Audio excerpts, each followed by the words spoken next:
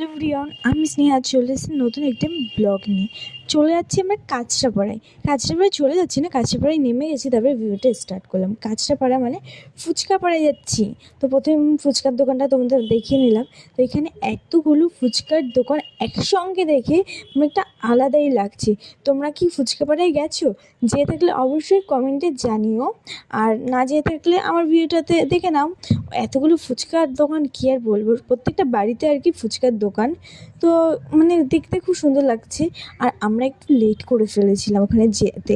ওটা যদি বিকাল বিকাল টাইমে যাওয়া যায় বা পড়ন্ত বিকাল, তাহলে খুব সুন্দর লাগবে আর কি। আমরা যখন যাচ্ছি তখন দেখি অলরেডি প্রচুর মানুষ মানে বেরিয়ে যাচ্ছে, আর অনেক দোকানে তো ফুচকা শেষই হয়ে গেছে। আমরা যেই দোকান থেকে খেয়েছি আমরাই লাস্ট, মানে লাস্টের দিকে একদমই। তো আর দোকানের ফুচকা শেষ হয়ে গেছে আমরা খাওয়ার পরে আর কি। তো দেখো প্রথমে আমরা কী কী ফুচকা নিয়ে নিলাম, আর তোমরা অবশ্যই দেখবে।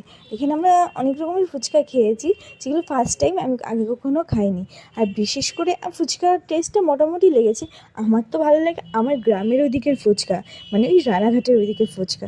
ওইখানকার ফুচকার মতো অন্য কোনো জায়গায় ফুচকার মানে টেস্ট আমি পাইনি আর কি। প্রথমেই আমরা জল ফুচকা খেয়ে নিলাম। 10 টাকায় 10টা। আমরা এখন যেখানে থাকি ব্যারাকপুরে আর কি, তো এখানে তো 10 টাকায় ফুচকাই পাওয়া যায় না, 20 টাকার খেতে হবে।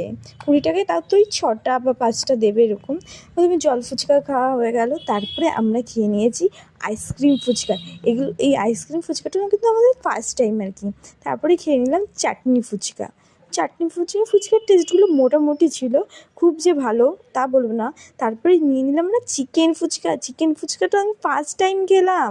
তারপরে এইদিকে চিকেন ফুচকা খাওয়ার পরে আমরা খেয়ে নিলাম কী ফুচকা, দই ফুচকা, নবদ্বীপের দইয়ের ফুচকা আর কি।